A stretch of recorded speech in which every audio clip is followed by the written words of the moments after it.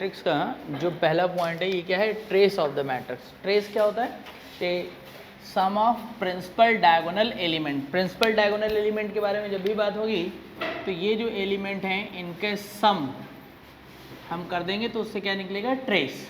ये इसका लिखने का तरीका होता है ट्रेस ऑफ मैट्रिक्स ए, यानी कि A1 B2 C3 ये आ गया। फिर प्रॉपर्टीज़, ट्रेस में जब प्रॉपर्टीज़ के बारे में बात करेंगे तो अगर कोई स्केलर नंबर लगा है वो ट्रेस से बाहर आ जाता है। ट्रेस यानी कि दो मैट्रिक्स एडिशन में हैं तो ट्रेस को हम डिस्ट्रीब्यूट कर सकते हैं, चाहे प्लस हो चाहे माइनस हो। और दूसरा कि दो मैट्रिक्स का मल्टीप्लाई कर दें, यानी ए बी का हम ट्रेस निकालें या बी ए का ट्रेस निकालें, दोनों का मीनिंग क्या है, सेम। और ट्रेस ए निकालें या ट्रांसपोज कर दें मैट्रिक्स का तो उसका भी ट्रेस क्या होता है, सेम। और trace of A B matrix, इन दोनों मैट्रिक्स का मल्टीप्लाई करें और अलग अलग हम मैट्रिक्स के ट्रेस कैलकुलेट करें तो ये वैल्यू सेम नहीं होती है। अब यहाँ से भी ट्रेस के क्वेश्चन स्टार्ट होते हैं। तो देखते क्वेश्चन ट्रेस पे, जैसे ये a+2b इक्वल टू एक मैट्रिक्स ए दे दिया गया है और ये 2a minus b equals to this दे दिया गया है और हमारी रिक्वायरमेंट क्या है, trace a minus trace b, इसकी वैल्यू को कैलकुलेट करना है। तो एक तो तरीका क्या है कि यहाँ पे सबसे पहले ये जो दो मैट्रिक्स दिए गए हैं इनको सिंप्लीफाई करें और एक a मैट्रिक्स निकालें और दूसरा क्या है b, और उसके बाद ट्रेस a ट्रेस b की वैल्यू निकालें। दूसरा क्या है तरीका कि अगर थोड़ा सा ध्यान से देखोगे तो ये a+2b लिखा हुआ है, हमारी ज़रूरत क्या है, केवल ट्रेस को कैलकुलेट करने की ना। तो a+2b, तो हम लोगों ने ये भी जाना है कि अगर एडिशन में मैट्रिक्स हैं तो मैं ट्रेस को डायरेक्ट डिस्ट्रीब्यूट कर सकता हूँ प्रॉपर्टीज़ में। और फिर ये भी पता है कि अगर कोई स्केलर नंबर लिखा है तो ट्रेस से बाहर आ सकता है। तो यहाँ से trace a plus 2 times trace b हो जाएगा और ट्रेस a निकाल सकता हूँ मैं, ट्रेस a। अब हमारे एम क्या है, ट्रेस a और ट्रेस b, इसी की तो वैल्यू कैलकुलेट करनी है। और यहाँ पे ध्यान से देखो a+2b, तो a+2b का ट्रेस अगर मैं निकालना चाहूँ तो ये डायगोनल एलिमेंट का डायरेक्ट सम बन जाएगा कि नहीं बन जाएगा, तो इसकी जो वैल्यू आ जाएगी क्या आ जाएगी, -1। तो यानी कि मैं ये बोल सकता हूँ कि trace a plus 2 times trace b equal to क्या आ जाएगा, -1। ये इक्वेशन फर्स्ट बन गई। अब दूसरा कि मुझे इसके ऊपर बात काम करना पड़ेगा, तो ट्रेस 2a माइनस b, जैसे ये लिखा तो इसको हम लोग फिर ट्रेस को क्या कर सकते हैं, डिस्ट्रीब्यूट कर सकते हैं और जो स्केलर है वो ट्रेस से बाहर आ जाएगा। और ट्रेस 2a माइनस b, इसकी वैल्यू हम यहाँ से सीधे निकाल सकते हैं। तो trace 2a minus b equal to क्या आ जाएगा, डायगोनल के एलिमेंट का सम, तो ये कितना आ गया, 3। तो यहाँ से ये 3 आ जाएगा। और अब हम ये बोल सकते हैं 2 trace a minus trace b equal to 3, ये इक्वेशन सेकेंड हो जाएगी। और अब इक्वेशन फर्स्ट और सेकेंड को हम लोग सिंप्लीफाई करके ट्रेस a और ट्रेस b का वैल्यू निकाल सकते हैं। नॉर्मल इक्वेशन कैसे, ये x हो गया ये y हो गया, वही वाली इक्वेशन बन जाएंगे सिंपल। तो यहाँ से इसको सॉल्व करके ट्रेस a का वैल्यू निकालेंगे और फिर ट्रेस b का वैल्यू, तो ये वैल्यू कितना आ रहा है ये देख के बताएंगे। अब ये बात अगर जो नहीं ध्यान रखे हैं कि ट्रेस प्रॉपर्टीज़ को, तो ये नॉर्मल इस क्वेश्चन को कैसे लोग सोच रहे हैं कि पहले मैं ये दोनों मैट्रिक्स दिए गए हैं, इन दोनों मैट्रिक्स से a की वैल्यू निकालूँ। तो a की वैल्यू कैसे निकाल सकते हो, जैसे ये 2a लिखा है तो इस मैट्रिक्स में 2 से मल्टीप्लाई किया और फिर इन दोनों मैट्रिक्स को सब्ट्रैक्ट किया तो फिर b की वैल्यू आई, फिर b की वैल्यू आ गई तो यहाँ पुट किया तो किसकी वैल्यू आई, a की। तो वो कैलकुलेशन बहुत लेंदी कैलकुलेशन है, लेकिन प्रॉपर्टीज़ अगर हमें ध्यान है तो ये कैलकुलेशन देख रहे कितनी आसान है। अब फटाफट यहाँ से ट्रेस a और ट्रेस b की वैल्यू बताओ। तो यहाँ से जब सॉल्व कर लिए तो ट्रेस a का वैल्यू ये आ गया, ट्रेस b का वैल्यू ये आ गया। तो therefore trace a minus trace b, इसकी वैल्यू निकाल दी जाएगी। तो कुल मिला के ये वैल्यू क्या आ गई, 2। और अब ये सेकंड क्वेश्चन, इस क्वेश्चन में क्या आ गया कि एक a मैट्रिक्स दे दिया गया है और हमसे क्या बोला जाए, ट्रेस a का वैल्यू 0 है तो किसकी वैल्यू पता नहीं, x। और जैसे ही ट्रेस a लिखा तो समझ गया क्या, सम ऑफ प्रिंसिपल डायगोनल एलिमेंट। और सम ऑफ प्रिंसिपल डायगोनल एलिमेंट मतलब इस पूरे का हमें क्या कर देना पड़ेगा, सम। तो ये x minus 1 x square minus 2 x minus 3 plus x square minus 6। तो trace a equal to 2x square plus 2x, ये कितना आ गया -6। According to question trace a equal to 0। अब यहाँ से 2 से ये डिवाइड हो जाएगा और देन अब इसका फैक्टर कर लोगे।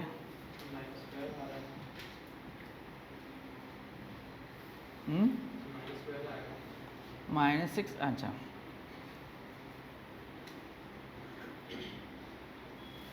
तो इसका जब फैक्टर कर लेंगे तो 3 और 2 फैक्टर हो जाएगा।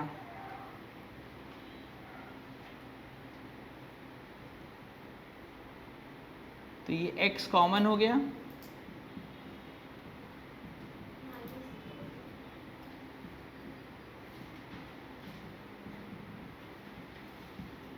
तो एक -3 और 2, ये इसका रिजल्ट आ जाएगा। तो ये हो गया। और क्वेश्चन लिखते हैं। नेक्स्ट क्वेश्चन, जैसे ये मैट्रिक्स, यहाँ पे मैट्रिक्स कंसीडर किए गए और मुझे इनकी वैल्यू निकालनी है। तो अगर मैं बिल्कुल नहीं ध्यान देता हूँ तो ये कैलकुलेशन बहुत बड़ी कैलकुलेशन है। ट्रे से तो निकाल लोगे, अब वो ए बी सी का मतलब ये तीनों मैट्रिक्स का क्या करूँ मैं मल्टीप्लाई, फिर इसमें बी सी का स्क्वायर निकालूँ, बी सी का क्यूब निकालूँ। तो जरा एक ऑब्जर्व करो इस क्वेश्चन को लिखने का पैटर्न क्या है। नीचे तो कांस्टेंट नंबर है, ये तो ट्रेस से क्या आ जाएंगे, बाहर आ जाएंगे।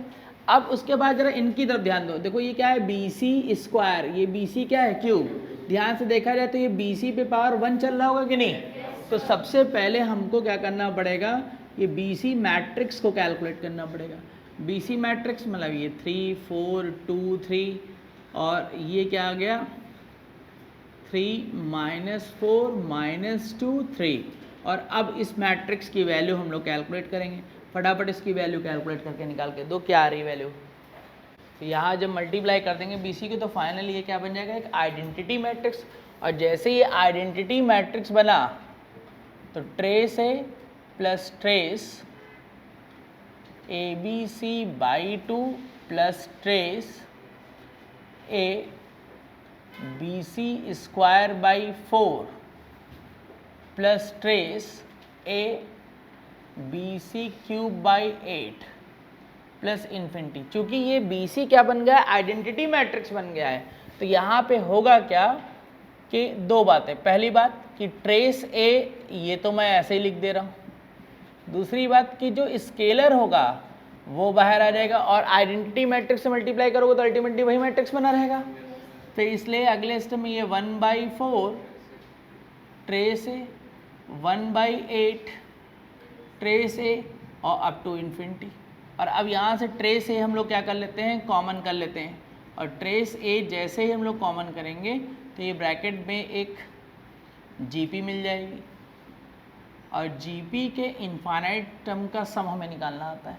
जीपी के इनफाइनाइट टर्म का सम a/1 - r। तो ट्रेस ए तो ऐसे ही रहा, ये a/r की जगह 1/2 ही आ जाएगा और 1 - 1/2 तो कुल मिला के क्या आएगा 2 ही आ जाएगा। तो ट्रेस ए इंटू क्या आ जाएगा 2 और ट्रेस ए की वैल्यू यहाँ से हम लोग देख सकते हैं। तो ट्रेस ए का जो वैल्यू आ रहा है वो क्या आ रहा है 3 आ रहा है। तो कुल मिला के इसका आंसर क्या आ जाएगा 6। तो इस तरीके से ट्रेस के ये क्वेश्चन हो गए। फिर अब नेक्स्ट इसका सेगमेंट हम लोग स्टार्ट करते हैं मैट्रिक्स का। नेक्स्ट अब एडजॉइंट और मैट्रिक्स डिटर्मिनेंट को हम लोग कैसे मिक्स करेंगे उसके ऊपर काम करते हैं। तो सबसे पहले देखो a inverse is equals to क्या था, adjoint a upon determinant a. अब अगर मैं लिखना चाहूँ तो इसको क्या लिख सकता हूँ, adjoint A equal to A inverse into determinant A. और ए इनवर्स से मैं ए से जो है प्री मल्टीप्लाई करता हूँ और जैसे प्री मल्टीप्लाई करेंगे तो ये रिजल्ट आ जाएगा, यानी कि a into adjoint a equal to determinant a। और ये साथ में क्या, ये आइडेंटिटी बन गया कि नहीं। तो इसके लिए आइडेंटिटी ये ध्यान रखेंगे। तो ये पहला पॉइंट आ गया हम लोग का, ये फर्स्ट। अब थोड़ा सा यहाँ पे एक बात हम लोग और ध्यान करेंगे डिटर्मिनेंट के बारे में। डिटर्मिनेंट क्या था, डिटर्मिनेंट में एक प्रॉपर्टीज़ पढ़ी थी हम लोगों ने, delta dash is equals to delta to the power n-1। Delta क्या था, एक मैट्रिक्स था। डेल्टा क्या था, एक डिटर्मिनेंट था। अब डिटर्मिनेंट कौन सा था, डेल्टा क्या था डिटर्मिनेंट, ये अगर याद करें तो ये था, इस तरीके से पूरा नहीं लिख रहा हूं मैं, 2/2 ही लिख दे रहा हूं ताकि याद आ जाए। अच्छा अब मैं एक काम कर लेता हूं, इसको डिटर्मिनेंट ना बोलूं मैं, इसको थोड़ी देर के लिए मैं बोल देता हूं एक मैट्रिक्स ए था मान लो,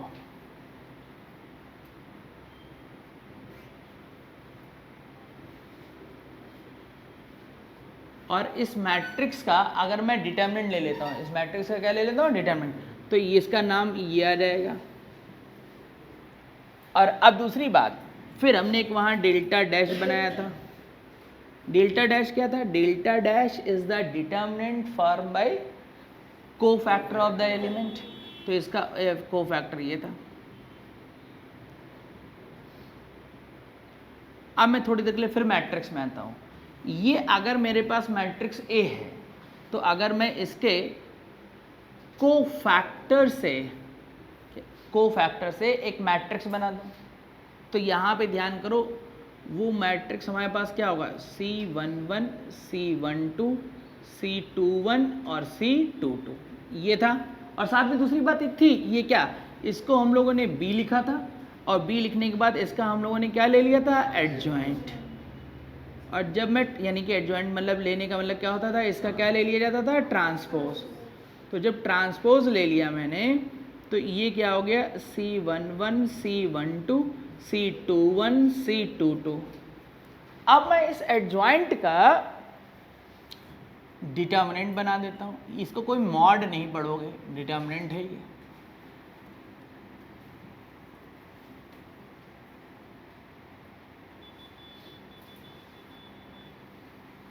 और अब फिर हमको एक पुरानी बात और याद आ जाएगी कि रो और कॉलम को इंटरचेंज कर दोगे डिटर्मिनेंट की वैल्यू में इफेक्ट पड़ेगा क्या, तो इसका मतलब अगर मैं लिखना चाहूं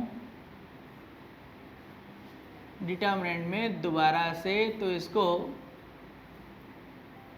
ये लिख सकता हूं, और जैसे ये लिखता हूं तो ये नाम क्या हो जाता है, डेल्टा डैश। तो यानी कोई ये बोले या इसको ये बोले, दोनों का मीनिंग क्या है, सेम। और जैसे मैं ये लिखता हूं तो तुरंत दिमाग में बात आती है डेल्टा डैश और डेल्टा के बीच में क्या है, रिलेशन। तो मैं यहाँ से ये बोल सकता हूँ क्या, क्योंकि डेल्टा डैश बराबर क्या है, delta two the power n-1, और इसका नाम ये, तो यानी से हम बोल सकते हैं adjoint A equal to determinant A power में क्या, n-1। ये n-1 क्या है, ऑर्डर है। समझाने के लिए मैंने 2/2 ले लिया है, तो ऑर्डर तो कुछ भी हो सकता है, 3/3 का भी हो सकता है, 4/4 भी हो सकता है। तो ऑर्डर क्या है, यहाँ पे n लिखा जाएगा। तो ये पहली थ्योरम हमारे पास एक आ गई। और ये क्या थी, डिटर्मिनेंट एडजॉइंट की मिक्सिंग शुरू हो गई है। कैसे ये आया, ये समझाने के लिए पूरा काम हमने यहाँ पे किया है। अच्छा अब इसी चीज़ को मैं एक बात और बताता हूँ, नॉर्मली तो लोग इसको पढ़ते हैं, लेकिन ये एक मेरी तरफ से है। क्या है मेरी तरफ से, कोई ज़रूरी नहीं कि एडजॉइंट एक ही बार चले, हम इसमें adjoint of adjoint of adjoint of adjoint ये लगा दिया। और ये टोटल जो एडजॉइंट है, एडजॉइंट ये r टाइम्स है, कितने टाइम्स है, r टाइम्स। तो ये जो पूरी वैल्यू होती है, ये होती डिटर्मिनेंट A पावर में n-1 whole to the power r, ये इसकी वैल्यू होती है। अब ये कहाँ से आ गई है, मैं तुमको तुरंत एक आइडिया देता हूँ। Determinant of adjoint A equal to, ये हमने पढ़ा था। अब मैंने क्या किया, A को रिप्लेस कर दिया एडजॉइंट A से, A को रिप्लेस कर दिया किसे, एडजॉइंट A। और जैसे A को रिप्लेस किया एडजॉइंट A से, तो ये adjoint of adjoint A equal to determinant of adjoint A power में क्या बन गया, n-1। और डिटर्मिनेंट ऑफ एडजॉइंट A की वैल्यू ये है, तो मैंने ये वैल्यू यहाँ पे रखी, तो ये क्या हो गया, adjoint of adjoint A equal to, यहाँ पे मैंने वैल्यू रखी, तो ये क्या, डिटर्मिनेंट A पावर में n-1, और इस पे टोटल बेबी पावर क्या, n-1। और जैसे ही इसको लिखा, तो adjoint of adjoint A equal to determinant a power में दिस। और इसी प्रोसेस को फिर मैं एक बार बढ़ा देता हूँ। मैंने क्या किया, दोबारा ए को चेंज कर दिया एडजॉइंट ए से, और जैसे ही चेंज किया तो ये एडजॉइंट ऑफ एडजॉइंट ए ये लिखा, तो यहाँ पे फिर वैल्यू आ गई क्या, determinant of adjoint A power में n-1 होल ऑफ स्क्वायर, और फिर डिटर्मिनेंट ऑफ एडजॉइंट ए की वैल्यू यहाँ से पुट कर दी हमने, और जैसे ये वैल्यू पुट करी तो adjoint of adjoint A equal to determinant. अच्छा ये वैल्यू क्या है, n-1, और ये n-1 स्क्वायर है, तो ये क्या बन जाएगी। अब सब लोग देख रहे हो क्या, 2 बार एडजॉइंट था तो पावर 2 थी, 3 बार एडजॉइंट आ गया तो पावर क्या हो गई 3, और इसी चीज को अगर r टाइम्स कर दें तो ये आ जाएगा कि नहीं। तो ये था इसका प्रूफ, इसको नोट कर लेते हैं फिर आगे बढ़ते हैं। तो ये नेक्स्ट, और ये जो है आगे की प्रॉपर्टीज कि डिटर्मिनेंट के अंदर अगर k लिखा तो वो k बाहर आ जाएगा, यानी और ये n क्या है, इसका ऑर्डर है। तो डिटर्मिनेंट में क्या होता है, अगर कांस्टेंट नंबर एक रो से कॉमन ले रहे हैं, अगर वो n ऑर्डर का है तो पावर में क्या आ जाएगा, n ही आएगा कि नहीं। तो ये सिमिलरली एडजॉइंट में एक कम हो जाता है इस प्रॉपर्टीज़ की वजह से। तो यहाँ से पावर में अगर k है तो क्या आ जाएगा k, भाई डेल्टा डैश का मतलब एडजॉइंट ये समझ गए थे कि नहीं, तो वहाँ से n-1 इसलिए ऐसा लिख लिया जाए। और बाकी अगर किसी डिटर्मिनेंट की वैल्यू 0 है तो उसके एडजॉइंट की वैल्यू भी क्या होगी 0, यहाँ से देख सकते हैं। और फिर ये अगर a पे पावर m लिखी, उसका एडजॉइंट को निकाले, एडजॉइंट a निकाल के पावर m कर दे, दोनों का मीनिंग क्या है सेम। ट्रांसपोज का एडजॉइंट को निकाले या एडजॉइंट निकालने के बाद ट्रांसपोज करे, दोनों का मीनिंग क्या है सेम। अगर एडजॉइंट ए बी को लिखे या एडजॉइंट बी इंटू ए लिखे, मतलब ऑर्डर उसका क्या हो जाएगा, रिवर्स हो जाएगा, तो दोनों का मीनिंग क्या है सेम। तो ये तो हुई बात इसकी प्रॉपर्टीज़ की एडजॉइंट की। अब यहाँ से शुरू होते हैं इसके क्या क्वेश्चन। तो अब ये इस पर कुछ क्वेश्चन लिखे हैं, वही क्वेश्चन स्टार्ट कर रहे हैं। तो जैसे ये क्वेश्चन देखा, तो अगर मान लो जैसे ये फर्स्ट वाला क्वेश्चन हम लोग यहाँ पे देख रहे हैं, तो हमारी रिक्वायरमेंट क्या है, एडजॉइंट ऑफ एडजॉइंट ए।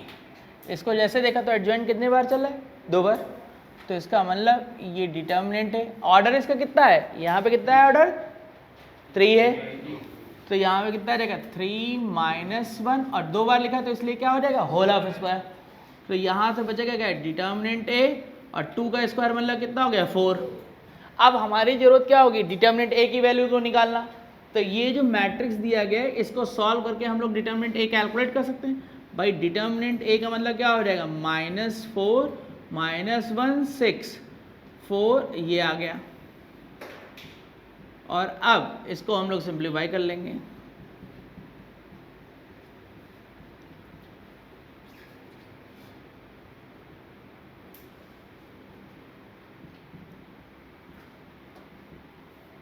ये आ गया, तो ये कितना आ जाएगा, तो यहाँ से जब हम लोगों ने सॉल्व कर लिया तो डिटर्मिनेंट ए की वैल्यू कितनी आ जाएगी, ये 40 - 15 कितना आ गया टोटल, ये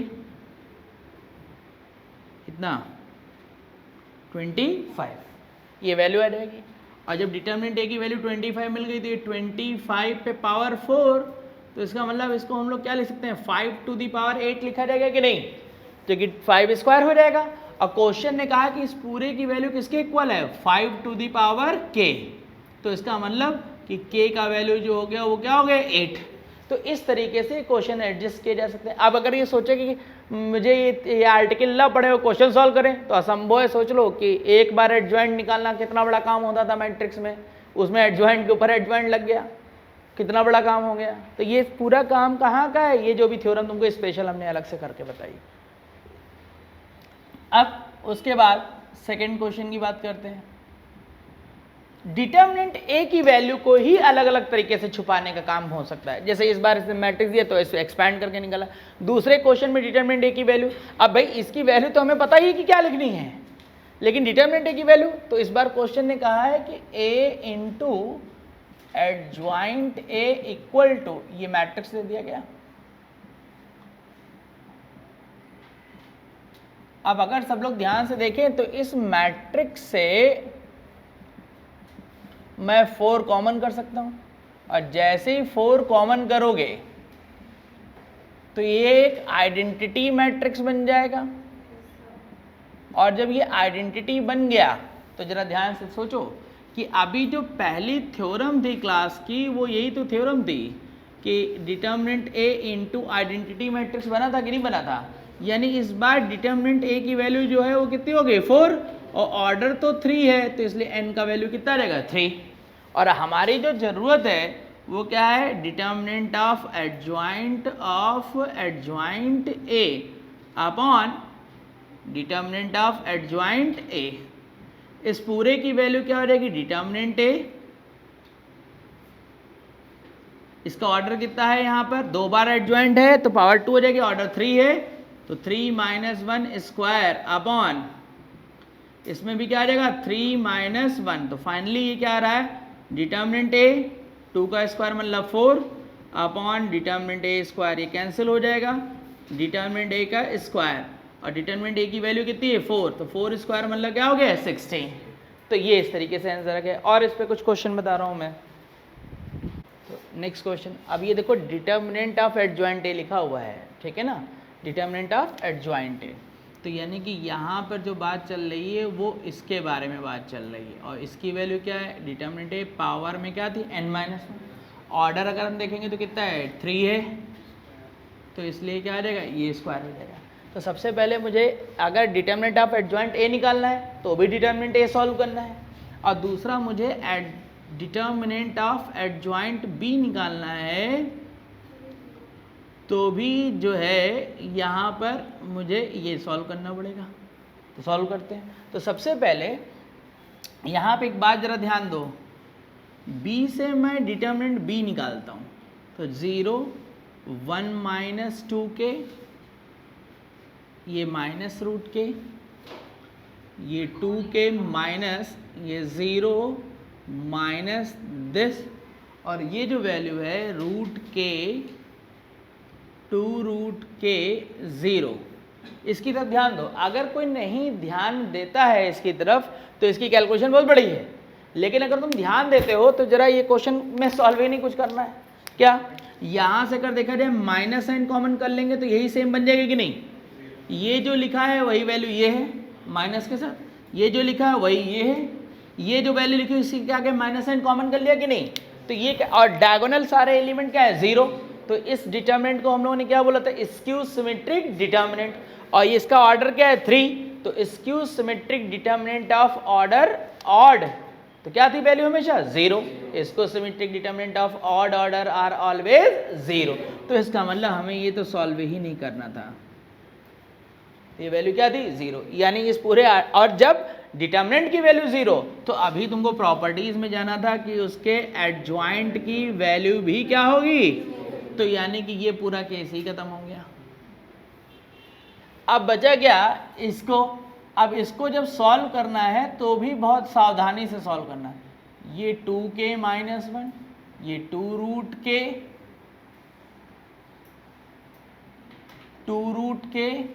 1 माइनस 2k माइनस 2 रूट के 2k माइनस 1। जैसे इसको देखा डिटर्मिनेंट को हम लोग क्या कर देंगे एक्सपैंड कर देंगे, ये -1 plus 4k square minus 2 root k minus 2 root k और ये क्या होगा, ये माइनस माइनस मिलकर प्लस हो जाएगा और फार्मूले ला माइनस और ये 2 2 4 और ये क्या रूट के इंटू के पावर 3/2 नहीं लिख रहा हूँ मैं और लास्ट प्लस 2 रूट के, तो ये 4k इंटू रूट के प्लस 2 रूट के। और अब अगर ध्यान से देखोगे तो ये जो फर्स्ट ब्रैकेट है यहाँ से अगर हम लोग सब लोग ध्यान से देखें तो ये 2k minus 1 into 2k plus 1 लिखा हुआ है कि नहीं, अरे ये a square minus b square का फॉर्मूला है। और इधर आने से अगर हम लोग क्या कर सकते हैं कॉमन, -2 रूट के कॉमन कर लेते हैं। तो देखो इधर क्या मैंने बोला -2 रूट के, तो 2 और 2 मिलके क्या हो गया 4 और रूट के कॉमन हुआ तो ये बाहर क्या आ गया k, तो ब्रैकेट में क्या बचेगा 2k प्लस 1। और अब यहाँ से लास्ट वाले से क्या कॉमन करोगे, 2 रूट के फिर कॉमन हो जाएगा कि नहीं, और जब 2 रूट के कॉमन करेंगे तो 2 और 2 मिलके फिर से क्या हो गया 4, और रूट के कॉमन हुआ तो बाहर क्या आ गया के, तो ब्रैकेट में फिर से क्या बच रहा है 2k+1, और टोटल से अगर सब लोग ध्यान दोगे तो 2k+1 टोटल से क्या हो जाएगा कॉमन, और जब टोटल से कॉमन हो जाएगा तो ध्यान से देखो ये सिर्फ होल ऑफ स्क्वायर बनेगा कि नहीं, और इसके होल ऑफ स्क्वायर को मैं ये ओपन कर लेता हूँ तो ये क्या आ जाएगा 4k² + 1 और -4k बन जाएगा कि नहीं, और आगे वाला टर्म क्या बच रहा था 4k और लास्ट वाला भी क्या था 4k, तो एक इससे ये क्या हो जाएगा कैंसिल हो जाएगा, और जब ये कैंसिल हो जाएगा तो बचेगा क्या डिटर्मिनेंट a = 2k+1, और यहाँ पे अगर ध्यान दो ये टर्म ये टर्म ये टर्म इसको ध्यान से देखो तो क्या लिखा है ये 2k+1 होल ऑफ स्क्वायर, तो फाइनली डिटर्मिनेंट a का जो वैल्यू है वो 2k+1 क्या है होल क्यूब, और अब यहाँ पर जब डिटर्मिनेंट a की वैल्यू मिल गई तो मुझे तो इस एक्सप्रेशन से मतलब है ना, तो यहाँ पे जो दिया गया वो क्या है determinant of adjoint a plus determinant of adjoint b = 10⁻⁶, और इसकी वैल्यू हम लोगों ने देख ली क्या है 0 है, और यहाँ से इसका जो मतलब था वो डिटर्मिनेंट a का क्या था स्क्वायर, बचा सिर्फ ये, और डिटर्मिनेंट a की वैल्यू हम लोग निकाल चुके हैं, तो ये कितना आ गया 2k+1 ये होल⁻⁶, 6 ये हट जाएगा 2k+1 = 10, तो फाइनली 2k = कितना हो गया 9, और k का मतलब कितना हो गया 4.5, लेकिन मुझे जो वैल्यू निकालनी है वो ग्रेटेस्ट इंटीजर k की निकालनी है, तो ग्रेटेस्ट इंटीजर k की वैल्यू मतलब क्या हो गई 4, तो ये क्वेश्चन इस तरीके से इसमें और अरेंज किए जा सकते हैं, और एक क्वेश्चन बताता हूँ इस पर, तब जाके इस टॉपिक को भी हम लोग ख़त्म करते हैं, नोट कर लेंगे इसको। तो देखते हैं नेक्स्ट क्वेश्चन, तो यहाँ पे जो क्वेश्चन दिया गया है मैट ए का ऑर्डर हम लोग को दे दिया गया है और इसकी वैल्यू को निकालना है।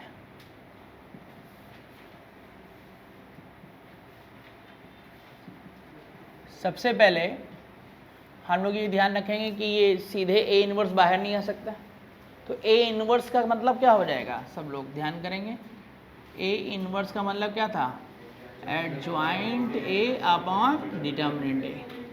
अच्छा क्वेश्चन ने बता दिया कि डिटर्मिनेंट ए का वैल्यू कितना है 2 है, तो यहाँ से मैं अगर लिखना चाहूँगा तो 1/2 एडजॉइंट ए लिख सकता हूँ कि नहीं। अब मैं ये वैल्यू यहाँ पे रखता हूँ, बहुत ध्यान से सब लोग सोचेंगे वरना आंसर गलत आ जाएगा।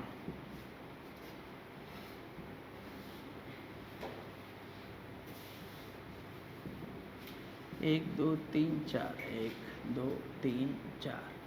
अब ध्यान करोगे क्या चीज़, ये 1/2 कांस्टेंट है, 1/2 पूरा बाहर निकाल दोगे कितना आएगा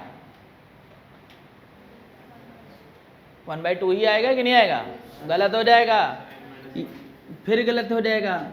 ये एडजॉइंट है और एडजॉइंट में तुमको ये बताया गया था कि एडजॉइंट में अगर के ए लिखा है तो इसको k⁻n-1 एडजॉइंट ए। अब इसका ऑर्डर कितना है 3 है, तो जब ये पहली बार बाहर निकलेगा यहाँ से यहाँ पे पहुँचेगा, बोलो यहाँ जब पहुँचा तो ये किसका हो गया 1/2 का स्क्वायर यानी 1/4 होगा कि नहीं होगा, और फिर जब ये यहाँ से यहाँ पहुँचेगा तो इसी वैल्यू का फिर से क्या हो जाएगा स्क्वायर, तो कितना आ गया, और यहाँ से जब बाहर निकलेगा तो फिर इस वैल्यू का क्या होगा स्क्वायर, तो 1/16 का स्क्वायर जब होगा तो कितना आएगा 1/256।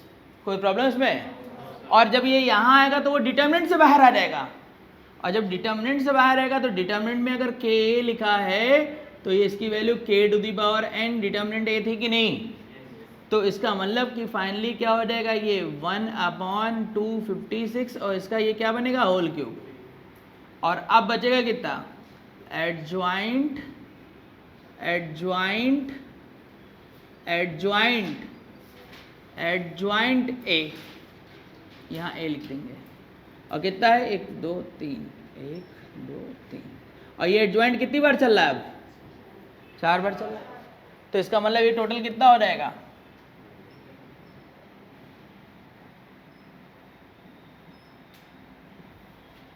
ये कितना आ गया डिटर्मिनेंट ए कितना 3 माइनस 1 पावर में क्या 4, तो ये कितना आ गया टोटल डिटर्मिनेंट ए पावर में कितना रहेगा ये 8, ये कितना 2 का स्क्वायर 2 पे पावर क्या 4, तो 2 पे पावर 4 मतलब कितना हो गया 16, और अब 256 इंटू 256 इंटू 256, तो कुल मिला के ये कितना हो गया,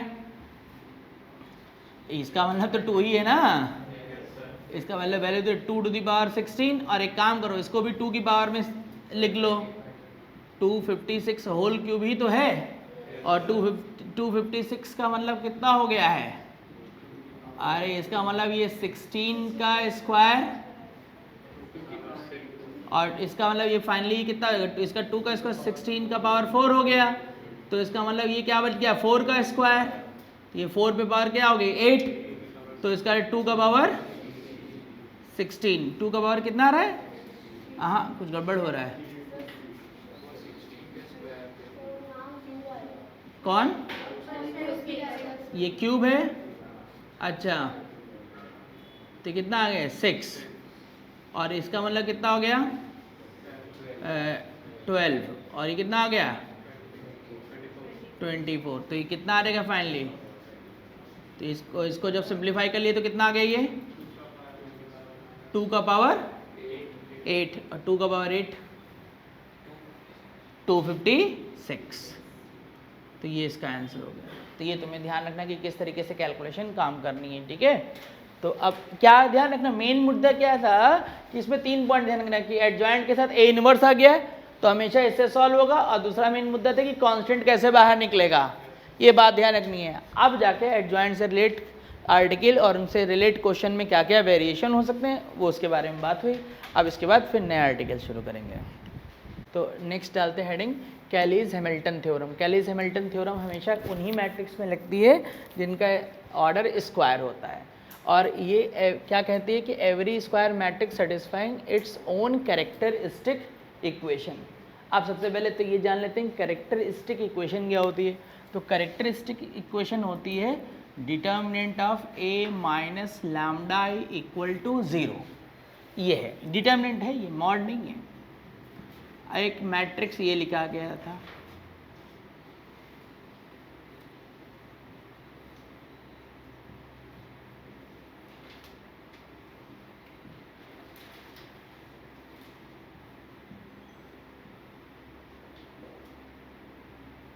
और फिर क्या किया गया कि a माइनस लैम्डा आई, तो आई मतलब तो आइडेंटिटी हो गया, आई माने क्या हो गया आइडेंटिटी।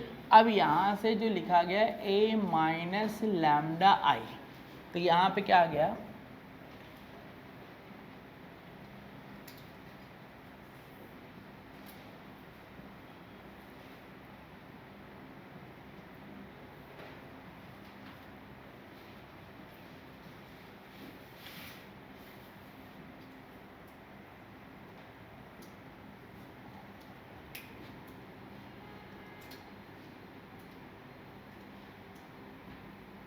और अब अगर मैट्रिक्स में हम देखें तो रिलेटिव पोजीशन को ही तो ऐड या सब्ट्रैक्ट करते हैं कि नहीं।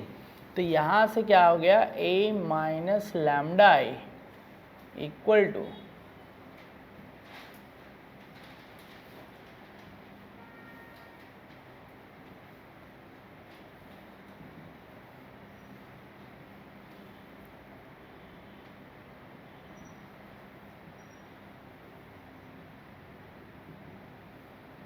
ये मैट्रिक्स बन गया, और इस मैट्रिक्स बनने के बाद इसको डिटरमिनेंट लगा दोगे।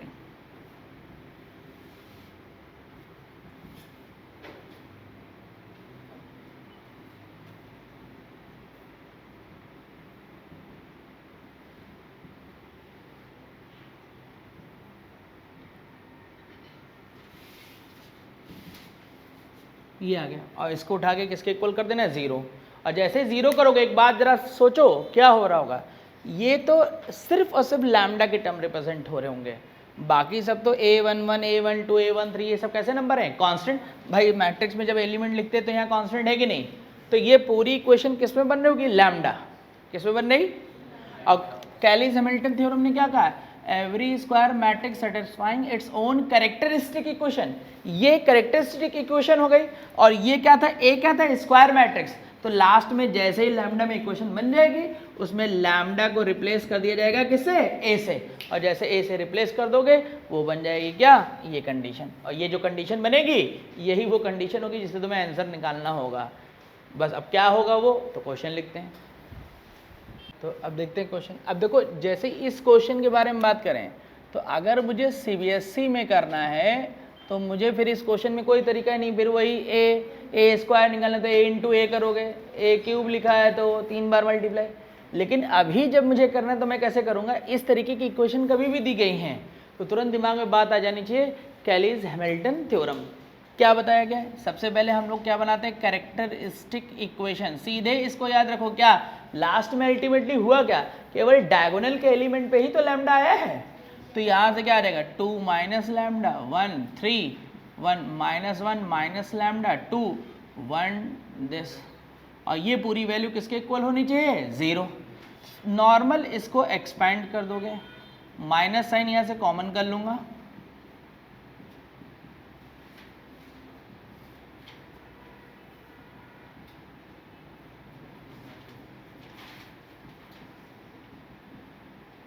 ये बराबर 0, यहाँ से 2 माइनस लैम्डा, ये a प्लस बी और a माइनस बी का फार्मूला बनेगा, माइनस साइन अंदर ट्रांसफर कर दिया है,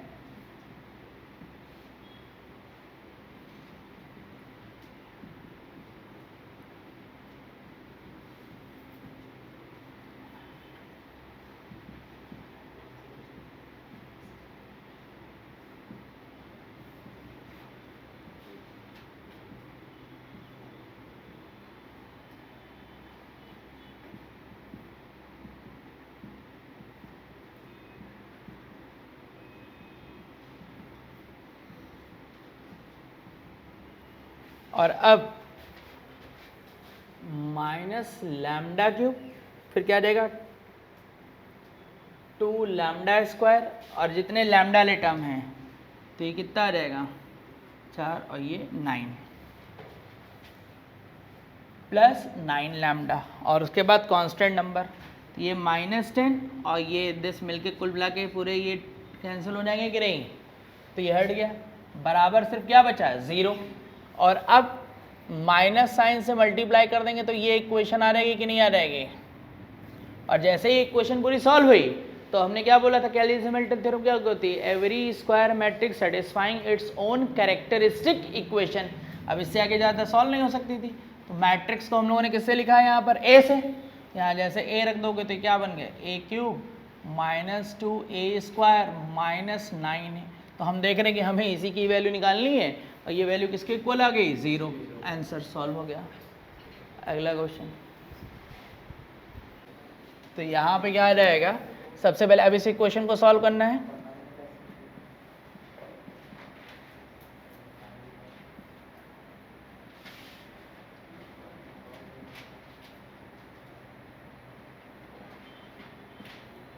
डिटर्मिनेंट को एक्सपेंड कर देंगे और इसकी वैल्यू 0।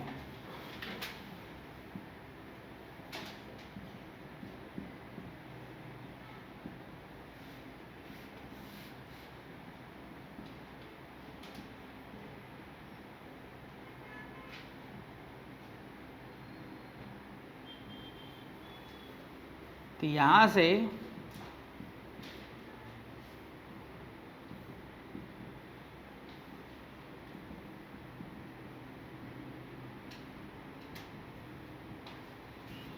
अब जितने भी 3 माइनस लैम्डा है उनको एक साथ कर लेते हैं,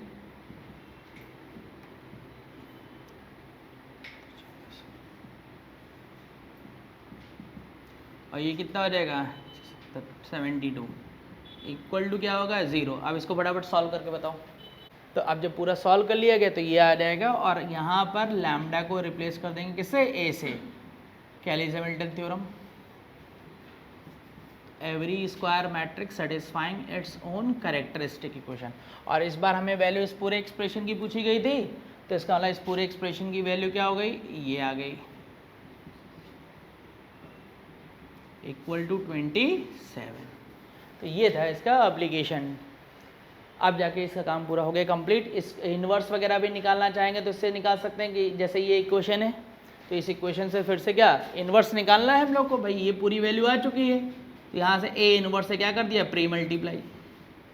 इस इक्वेशन में नॉर्मल अलजेब्रा के जैसा हम लोग काम कर सकते हैं इक्वेशन को बैलेंस वगैरह करने के लिए, रिलेशन निकालने के लिए। तो यहाँ से क्या आ गया ये ए स्क्वायर माइनस 9a प्लस 3, ये तो आइडेंटिटी बन जाएगा। ये 27 क्या हो गया ए इनवर्स, और यहाँ से बोला जाए तो ए इनवर्स का वैल्यू हम लोग को पता है कितना 1/27 A square minus 9a plus 3 into identity. अब ए स्क्वायर ए और इसकी वैल्यू पुट कर दो तो इससे इसका क्या आ जाएगा इनवर्स। सीबीएसई में अप्लाई नहीं कर सकते, ये सिर्फ कंपटीशन पर्पज से ही स्केल-हैमिल्टन थ्योरम का काम करना है, ठीक है। तो ये जाके इसका आर्टिकल खत्म हो गया। अब इसके आगे फिर नेक्स्ट देखते हैं। तो नेक्स्ट इसके आगे सिमेट्रिक मैट्रिक्स लिख देना।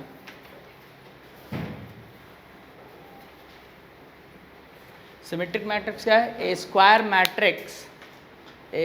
Matrix is said to be a symmetric matrix. A square matrix is said to be a symmetric matrix if A transpose is equals to A। ये स्पेशल टाइप मैट्रिक्स है। ये special type matrix तभी define होगा जब वो square matrix होंगे। तो यहाँ पर A transpose is equals to A अगर कहीं भी आ रहा है तो उस मैट्रिक्स को हम लोग क्या बोलेंगे सिमेट्रिक मैट्रिक्स। अब ये सिमेट्रिक मैट्रिक्स कैसे दिखेगा? यहाँ पे A इक्वल टू, लिखने का तरीका ध्यान देंगे, डायगोनल एलिमेंट हमने लिख दिए A B C, कोई भी नंबर लिख दो। उसके बाद यहाँ पे क्या आएगा F G H। ये जो मैट्रिक्स मिल गया इसको हम लोग क्या बोलेंगे सिमेट्रिक मैट्रिक्स। चेक कर सकते हो कैसे, क्या बोला गया? कोई भी मैट्रिक्स सिमेट्रिक मैट्रिक्स तभी होगा जब A transpose is equals to क्या आएगा A। तो इसका मतलब क्या हुआ? अब मैं इसका क्या ले लेता हूँ ट्रांसपोज। ट्रांसपोज लेने का मतलब क्या हो गया कि रो को चेंज कर देंगे किसमें कॉलम में। तो इसलिए यहाँ पर A H G H B F G F C, और ध्यान से देख रहे हैं कि ये मैट्रिक्स जो हो गया वो A ही आ गया। तो ये कैसा मैट्रिक्स हो गया? Symmetric matrix. और सिमेट्रिक मैट्रिक्स जब होगा, कोई भी मैट्रिक्स सिमेट्रिक मैट्रिक्स होगा तो वो A transpose is equals to A ही होगा। फिर नेक्स्ट आ जाता है skew symmetric matrix.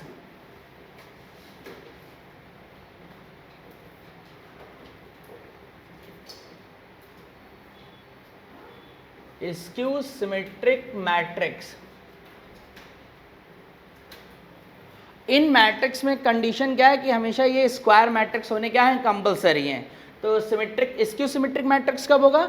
A square matrix is said to be a skew symmetric matrix when A transpose is equals to minus A। A transpose is equals to minus A। तो जहाँ कहीं भी कंडीशन आएगी A square matrix is said to be a skew symmetric matrix if and only if A transpose is equals to minus A। तो जहाँ कहीं भी condition आएगी वो मैट्रिक्स क्या हो जाएगा हमारा स्क्यू सिमेट्रिक मैट्रिक्स हो जाएगा। अब नेक्स्ट पॉइंट क्या है? अब कोई भी मैट्रिक्स स्क्यू सिमेट्रिक मैट्रिक्स कब होता है? Number 1, diagonal element of skew symmetric matrix are always 0। तो जो डायगोनल एलिमेंट होंगे स्क्यू सिमेट्रिक मैट्रिक्स के वो हमेशा क्या होंगे 0। दूसरी बात, आप देखो जैसे ये A B C लिखा है तो यहाँ पे क्या आ जाएगा ये minus A minus B minus C, ये कंडीशन होनी चाहिए। इस कंडीशन का मतलब क्या है? AIJ equal to minus AJI। कब? एलिमेंट में, जब I इक्वल नहीं है किसके? J के। और दूसरी बात, अगर I इक्वल है J के तो हमेशा AIJ की वैल्यू क्या होगी 0। और I और J इक्वल होने का मतलब क्या होता है? इसका मतलब होता है डायगोनल एलिमेंट, प्रिंसिपल डायगोनल, क्योंकि यही वो एलिमेंट होंगे जिसमें जरा ध्यान दो आई और जे की वैल्यू क्या हो रही है, सेम, क्योंकि एलिमेंट जो लिखते हैं वो ए आई जे के फॉर्म में लिखा जाता है कि नहीं लिखा जाता है। तो ये हो गए स्क्यू सिमेट्रिक मैट्रिक्स के बारे में बात। अब इसमें क्वेश्चन कैसे आते हैं, दो तरीके के क्वेश्चन आते हैं। अगर ये बोर्ड में क्वेश्चन है, क्या है बोर्ड, तो उसमें सिंपल केवल किसी भी कोई भी एक मैट्रिक्स लिख दिया गया और बोर्ड लिख देने के बाद हमसे उसका सिमेट्रिक पार्ट या स्क्यू सिमेट्रिक पार्ट पूछ लिया जाता है। दूसरा कंपटीशन में कैसे आते हैं, तो उनमें हमें कोई एक मैट्रिक्स लिख दिया गया और हमें देन ये आइडेंटिफाई करना पड़ता है कि ये मैट्रिक्स है सिमेट्रिक मैट्रिक्स है कि नहीं है, इसकी सिमेट्रिक है कि नहीं है। अब वो सब कैसे आइडेंटिफाई करेंगे वो हम लोग जानते हैं, पहले इसको लिख लेते हैं, ठीक है।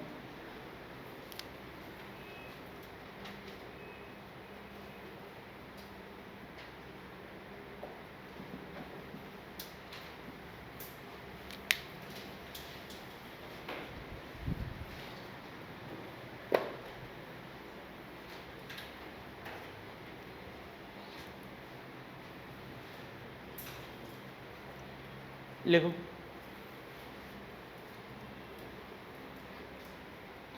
प्रॉपर्टीज में फर्स्ट प्रॉपर्टी क्या है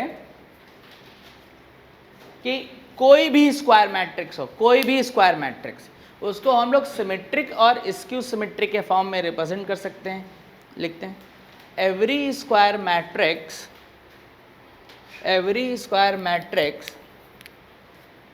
can be represent as sum of symmetric and skew symmetric matrix. Every square matrix can be represented as sum of symmetric and skew symmetric matrix. कैसे लिख सकते हैं, तो ये है मैट्रिक्स A इक्वल टू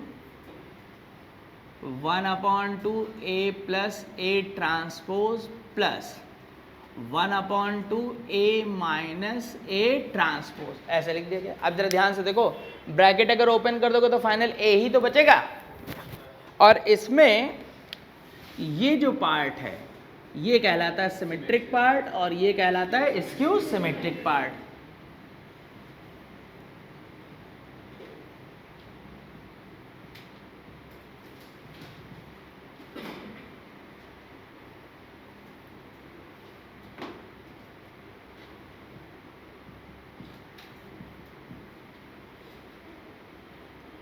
क्यों ये सिमेट्रिक पार्ट है, तो देखो कैसे ये सिमेट्रिक पार्ट है जानते हैं।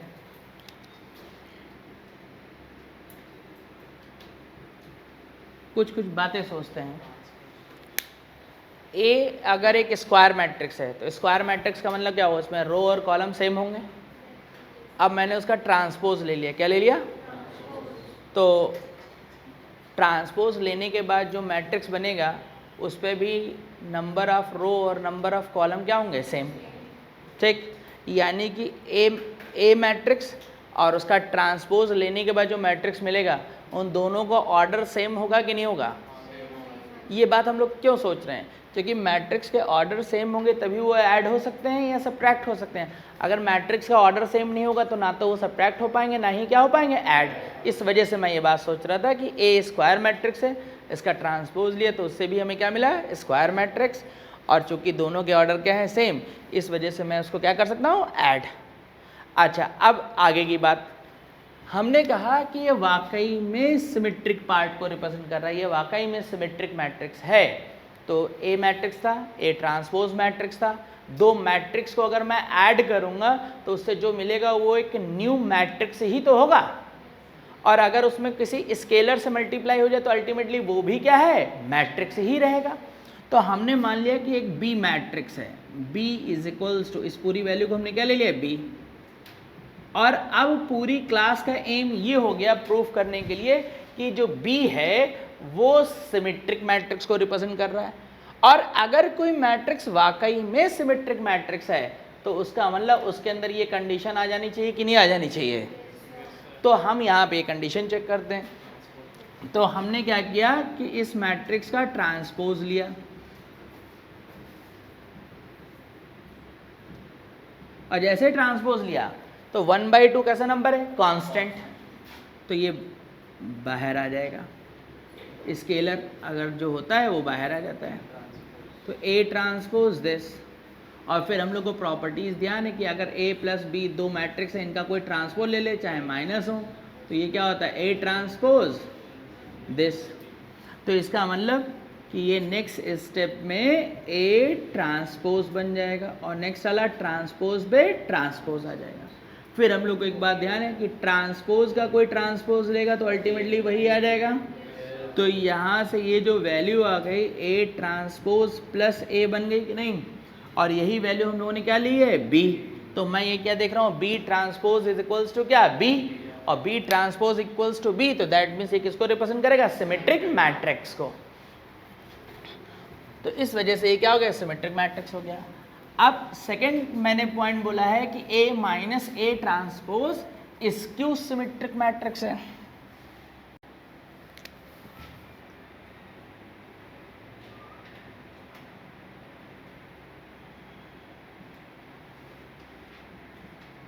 स्क्यू सिमेट्रिक पार्ट, तो इसका स्क्यू सिमेट्रिक पार्ट होता है 1/2 A माइनस A ट्रांसपोज। अब क्यों होता है, फिर इसी तरीके से प्रूफ किया जा सकता है।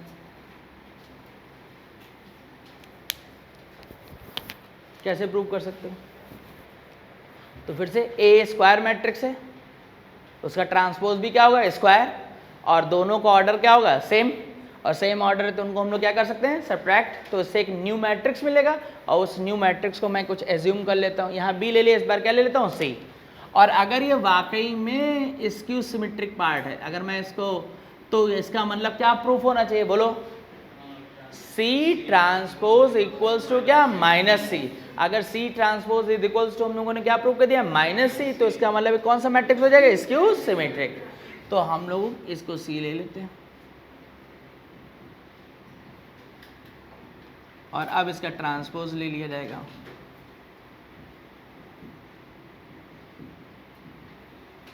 C ट्रांसपोज 1/2,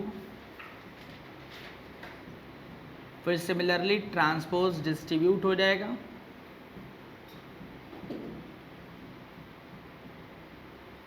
और ट्रांसपोज पे ट्रांसपोज तो वही आ जाएगा, और अब यहाँ से माइनस साइन कॉमन कर लेंगे, और अब ये C transpose is equals to minus C।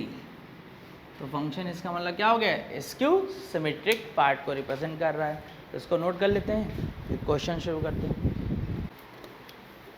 तो क्वेश्चन देखो, यहाँ पे इस पूरे क्वेश्चन में हम लोग को बताना है कि जो करेक्ट नहीं है, मल्टीपल है क्वेश्चन, तो हमें 1 बाई 1 जो है ऑप्शन क्या करने पड़ेंगे, चेक करने पड़ेंगे। तो सबसे पहले A ऑप्शन। अच्छा एक बात और ध्यान दो, इस A ऑप्शन में भी दो क्वेश्चन है, कह रहा है N transpose Mn is symmetric और skew symmetric according to M is symmetric और स्क्यू सिमेट्रिक, यानी कि हमें A में ही दो केस बनाने पड़ेंगे। पहला M इज सिमेट्रिक, अच्छा हम जब भाषा में बोल रहे हैं M सिमेट्रिक है तो इसका M ट्रांसपोज इक्वल टू क्या आएगा, M। अच्छा अब हमें बोलना पड़ेगा कि इन्होंने कहा कि ये चीज़ सिमेट्रिक है तो M सिमेट्रिक होगा, तो मैंने मान लिया M सिमेट्रिक है, और अगर M सिमेट्रिक है और ये बात भी क्या आ जाए, सिमेट्रिक, तो ये पहला पॉइंट क्या हो जाएगा, ट्रू हो जाएगा कि नहीं हो जाएगा। तो यहाँ पर N ट्रांसपोज Mn ये सिमेट्रिक है कि नहीं है, ये हमें चेक करना पड़ेगा। तो मैंने इसको किसके इक्वल ले लिया, B, और अगर वाकई में सिमेट्रिक है तो B ट्रांसपोज इक्वल टू क्या आएगा, B। तो मैंने क्या किया, इसका ट्रांसपोज लिया,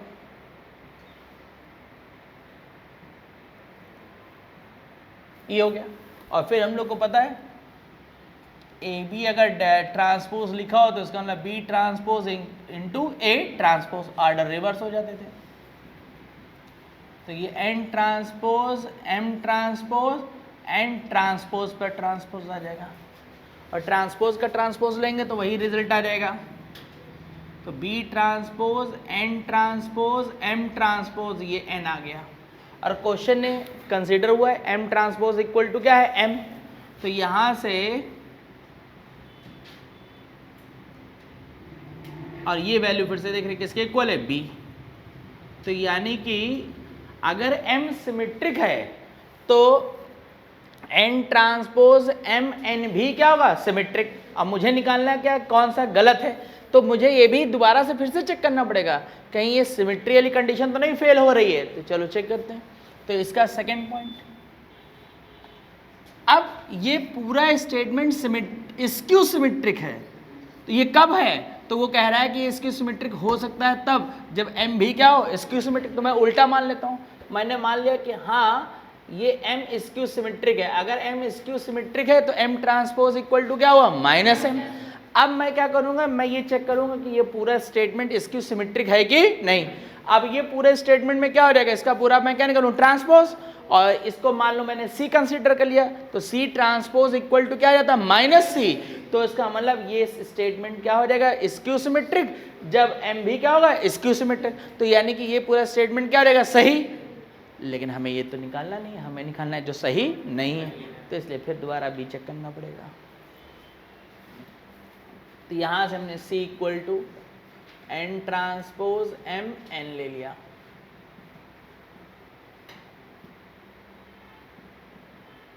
ऑर्डर रिवर्स करेगा,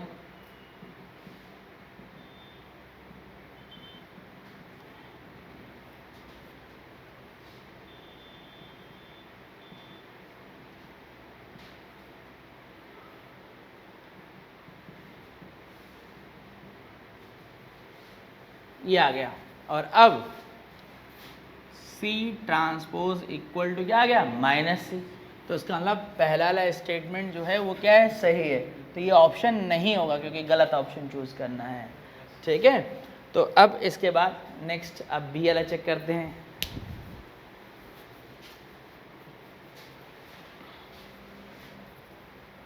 इसको हटा रहा हूँ, ये लिखते हो गया, नोट कर लो इसको पहले। फिर नेक्स्ट B पार्ट। अच्छा, अब B पार्ट के लिए क्वेश्चन क्या कह रहा है कि mn minus nm is also is skew symmetric for all symmetric matrix m and n। तो उन्होंने कहा अगर m और n सिमेट्रिक मैट्रिक्स हैं तो mn माइनस nm जो होगा वो स्क्यू सिमेट्रिक मैट्रिक्स होगा। तो हमें चेक करना पड़ेगा कि ये जो बोल रहे हैं सही है कि नहीं। तो चूंकि m और n सिमेट्रिक मैट्रिक्स हैं तो ये पूरी वैल्यू दिस और ये वैल्यू दिस हो जाएगी। और अब इस पूरे मैट्रिक्स को फिर से B ले लेते हैं हम लोग, किसको, mn माइनस nm। अब इसका ट्रांसपोज निकाला जाएगा, ट्रांसपोज निकाला, और अब ट्रांसपोज डिस्ट्रीब्यूट होगा।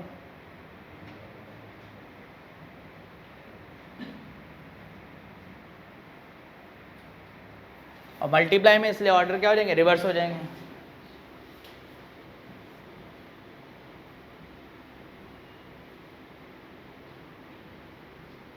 ये आ गया। और उसके बाद फिर तुरंत दिमाग में बात आएगी, n ट्रांसपोज m ट्रांसपोज की वैल्यू पुट हो जाएगी। ये ध्यान आ गया ना, अगर ए बी होल डैश लिखा है तो b डैश और a डैश।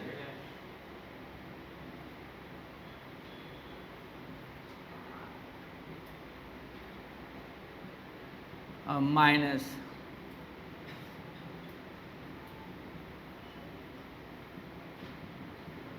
ये आ गया।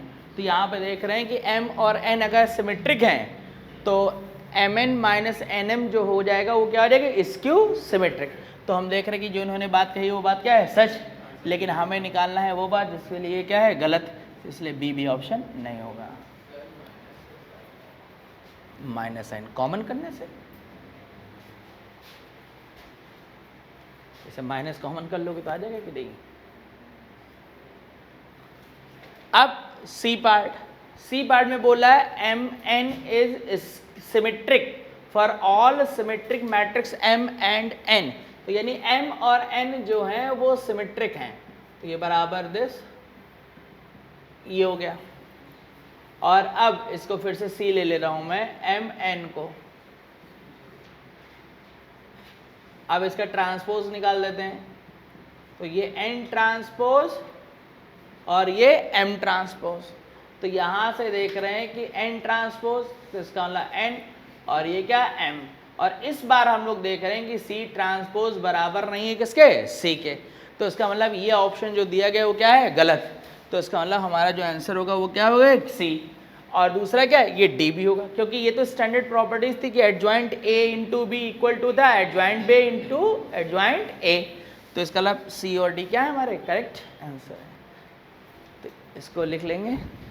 फिर नेक्स्ट क्वेश्चन, तो नेक्स्ट क्वेश्चन यहाँ पे देखो, सबसे पहले A1 A3 यानी ऑड वाले जितने भी टर्म दिए गए ये सब क्या है, स्क्यू। तो स्क्यू सिमेट्रिक मैट्रिक्स होने का मतलब A1 का वैल्यू माइनस A1, A3 का वैल्यू माइनस A3, ऐसे सिमिलरली ये सब ऑड लिखे गए हैं, तो ये वैल्यू जो हो गई ये हो गई।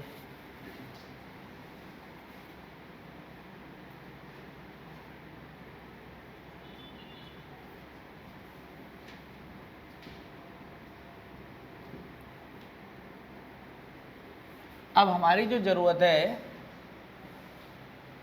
Sigma r equal to 1 to n 2r minus 1a, यहाँ से सिग्मा को हम लोग एक्सपेंड कर देते हैं। तो जब सिग्मा को एक्सपेंशन हम लोग करेंगे, आर का वैल्यू 1, तो ये 1, यहाँ पे क्या ये सब तो आर की वैल्यू 1 पुट करोगे तो a1 बनेगा, पावर में भी 1, तो ये ठीक ये आ जाएगा। फिर उसके बाद प्लस आर का वैल्यू 2 पुट करेंगे तो क्या मिलेगा, 3। सिमिलरली यहाँ भी हर जगह क्या आ जाएगा, 3।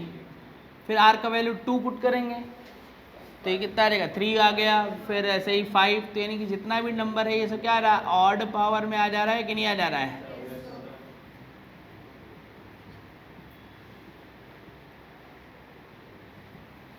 और हमें पता करना है कि ये जो है ये कैसा होगा। तो इसके लिए अब ये सिमेट्रिक है कि इसकी सिमेट्रिक है, तो इसलिए मुझे इसका क्या लेना पड़ेगा, ट्रांसपोज। तो मैं यहाँ से ट्रांसपोज ले लेता हूँ।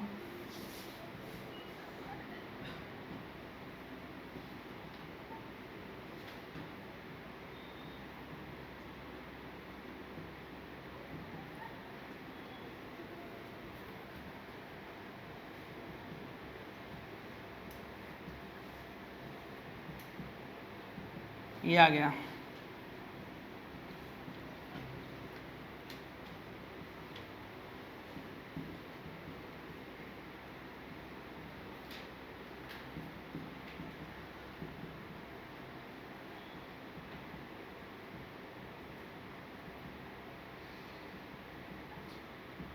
और ट्रांसपोज है तो कांस्टेंट नंबर बाहर आ जाएगा यहाँ से। और ये जो ट्रांसपोज है अगर a⁴n होल पे ट्रांसपोज हो तो इसका मतलब a ट्रांसपोज पे पावर क्या है, n। तो यहाँ से जो आ जाएगा a3 ट्रांसपोज होल क्यूब, 5 बाहर आ जाएगा, a5 transpose whole to the power 5,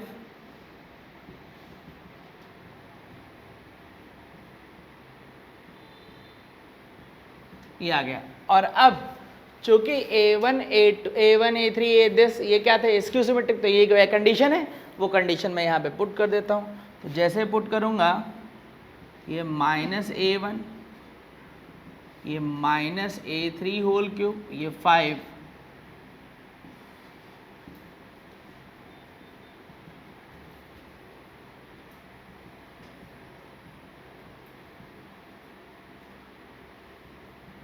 और ये सबसे माइनस है, इन टोटल सभी से क्या हो जाएगा, कॉमन। तो कॉमन कर लेते हैं, और जैसे कॉमन कर लोगे तो ये a1 + 3 a3 क्यूब 5a5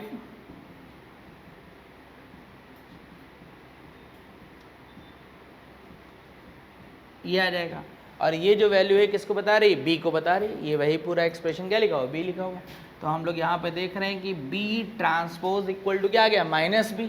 तो इसका मतलब ये कैसा मैट्रिक्स है, स्क्यू सिमेट्रिक मैट्रिक्स, यानी स्क्यू सिमेट्रिक मैट्रिक्स बन जाएगा। ये पूरा नोट कर लेते हैं। तो ये था इसका काम। नेक्स्ट तो देखते हैं नेक्स्ट, ये नोट्स में पॉइंट रखेंगे, 3 पॉइंट हैं। तो पहला ये क्वेश्चन हम बता रहे हैं। देखो यहाँ पे हम लोग जानने क्या वाले हैं कि अगर हमें कोई मैट्रिक्स दे दिया जाए और मैट्रिक्स देने के बाद उस मैट्रिक्स के ऊपर कोई हायर पावर अप्लाई कर दे तो उसकी वैल्यू कैसे निकालेंगे, ये जानने जा रहे हैं। तो जहाँ तक अगर तुम नॉर्मल अगर कहीं बुक में देखोगे, कहीं भी देखोगे, तो उसका कोई फिक्स मैकेनिज्म नहीं बताया जाएगा, लेकिन हम इन क्वेश्चन को एक फिक्स मैकेनिज्म से भी कर सकते हैं। जैसे सीबीएसई में अगर तुम देखोगे या कहीं भी देखोगे तो उसमें क्या होता है कि पावर दी गई है, तो ए दिया गया है, तो अब बहुत लार्ज पावर तो क्या होता है, ए दिया है तो ए स्क्वायर निकाला, फिर ए क्यूब निकाला, फिर ए 4 निकाला, 2-3 वैल्यू निकालते हैं और पैटर्न पहचानने के बाद वो वैल्यू लिख दी जाती है कि नहीं। तो उसी बात को हम लोग यहाँ पे बता रहा हूँ मैं कि 3 तरीके से काम होता है इस पर। ये पहला तरीका है क्वेश्चन में एडजस्टमेंट का। अब जैसे क्वेश्चन ने कह दिया कि omega is a complex cube root of unity, तो यहाँ पे अगर सब लोग ध्यान दें तो ये वैल्यू दे दी गई।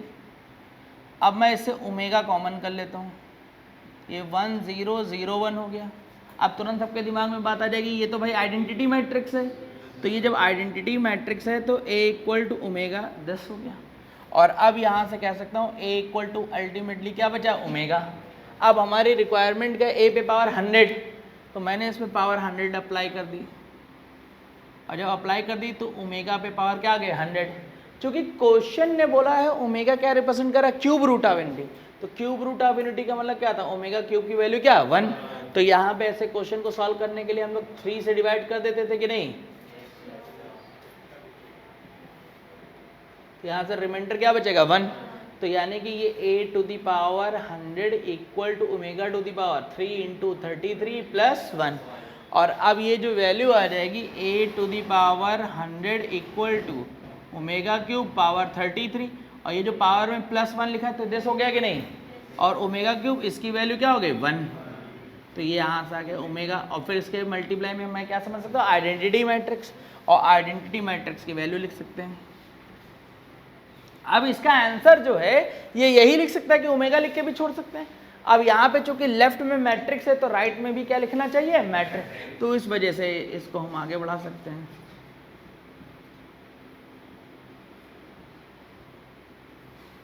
ये फाइनल इसका आंसर आ जाएगा। तो एक तो तरीका ये हुआ, इसको नोट करेंगे, फिर नेक्स्ट एक और क्वेश्चन बताता हूँ। तो सेकेंड मैकेनिज्म क्या होता है ये जानने के लिए कि देखो अभी पहले जो है कॉम्प्लेक्स नंबर या किसी डाटा के साथ उसने क्वेश्चन सेट कर दिया तो बात अलग है। अब अगर डाटा के साथ सेटिंग नहीं है और उसके बाद कोई पावर हमसे पूछी जा रही मैट्रिक्स की, तो इसको सॉल्व करने के लिए हम लोग हमेशा बाइनोमियल थ्योरम का इस्तेमाल करते हैं। अब कैसे बाइनोमियल थ्योरम, कौन से, तो ये 1 ना लिखे मैं आइडेंटिटी लिख दे रहा हूँ, whole to the power n, तो इसका रिजल्ट होता है NC0 NC1a plus NC2 a square NC3 a cube और up to NCn a to the power n, ये इसका एक्सपेंशन होता है, इसका हम लोग इस्तेमाल करते हैं। अब इसमें होता क्या है कि जैसे a पे पावर 100 दी गई है, तो यहाँ से क्या करेंगे हम लोग 2 वैल्यू निकालेंगे, या तो a स्क्वायर या तो a क्यूब, इससे ज़्यादा नहीं जाता है जब क्वेश्चन को करना होता है, देना होता है सॉल्विंग के लिए, तो a स्क्वायर या a क्यूब, यहाँ पे जाके इनकी वैल्यू क्या हो जाती है, 0 हो जाती है। अब जैसे यहाँ पे देखा जाए तो ये 4 -9 1 -2, और इसको अगर निकालो सॉल्व करो जरा, इसकी वैल्यू देखो क्या आ रही है, फटाफट देखो, देखो क्या आ रही है, a स्क्वायर क्या बन रहा है, फट से वैल्यू निकालो। तो अब देखते हैं, देखो यहाँ पे हम लोग का जो तरीका क्या था कि हमने अभी क्या बोला था कि a स्क्वायर a क्यूब ऐसे मल्टीप्लाई करके वैल्यू निकालोगे, फिर एक पैटर्न पहचानते थे और इससे a पे पावर क्या 100 लिख सकते। लेकिन मैंने अभी बताया कि इसको सॉल्व करने के लिए तुम्हें क्या यूज़ करना, बाइनोमियल थ्योरम। अब देखो बाइनोमियल थ्योरम से कैसे सॉल्व करेंगे, बाइनोमियल थ्योरम से कैसे सॉल्व करेंगे वो हम लोग सीख रहे हैं। देखो इधर सबसे पहले क्या करना है कि यहाँ पे a पे पावर 100 कैलकुलेट करनी है, तो यहाँ पर क्या होना चाहिए बाइनोमियल थ्योरम में, a पे पावर 100 जो भी मैट्रिक्स दिया जाए उसको हमेशा आइडेंटिटी मैट्रिक्स और प्लस एक न्यू मैट्रिक्स के फॉर्म में ब्रेक करोगे। अब इसको कैसे ब्रेक कर सकते हो, a का वैल्यू ध्यान से देखना, आइडेंटिटी मैट्रिक्स 2x2 ऑर्डर का ये लिखा जाएगा कि नहीं लिखा जाएगा, और इस b मैट्रिक्स को ऐसा सेट करोगे कि इस ये दोनों ऐड होने पे क्या बन जाए, a। तो यहाँ पे a कब बनेगा, इस प्लेस पे क्या होगा, देखो यहाँ 4 है तो इस प्लेस पे यहाँ पे 3 होगा तभी तो बन पाएगा, यहाँ 0 है तो इस प्लेस पे 1, और अब यहाँ पे क्या, ये 0 है तो यहाँ -9, और यहाँ पे क्या होगा, ये 1 है, -3 आ जाएगा कि नहीं आ जाएगा। तो इस तरीके से पहले ब्रेक कर लीजिएगा। वो तरीका जो बताया जाता है ना, वो तरीका भाई हमें तो नहीं जमता है, हम तो इसी तरीके को फॉलो करते हैं। तो अब तुम्हारे दिमाग में बात क्या आ जानी चाहिए, ये एक मैट्रिक्स क्या हो चुका है B, और ये मैट्रिक्स क्या हो चुका है, एक I, ठीक। अब उसके बाद फिर क्या करोगे कि ये जो B मैट्रिक्स है इसे B² B³ बहुत ज़्यादा होगा तो क्यूब 3, इसके बाद ये वैल्यू क्या करना शुरू कर देगा, 0। अब यहाँ पर इस मैट्रिक्स के मल्टीप्लाई करो, जरा मल्टीप्लाई करो, देखो क्या हो रहा है, फटाफट करो जरा, इन दोनों मैट्रिक्स का मल्टीप्लाई करो। देखो यहाँ से जैसे सब लोग मल्टीप्लाई करोगे तो ये जो पूरा रिजल्ट है ये कैसा मिल गया, नल मैट्रिक्स मिल जाएगा, ये मिल गया। और मिल जाने के बाद जैसे 0 मिल जाए तो तुरंत यहाँ पे आ जाओगे, कौन सा रिजल्ट, A = I + B। और अब तुरंत बायनोमियल थ्योरम की तरफ देखोगे। हमारी ज़रूरत कितनी है, A पे पावर 100, बोर्ड पे ध्यान रखेंगे, फिर बाद में लिखने पे चलेंगे। तो ये I + B ² 100, इसका मैं एक्सपेंशन करूँगा।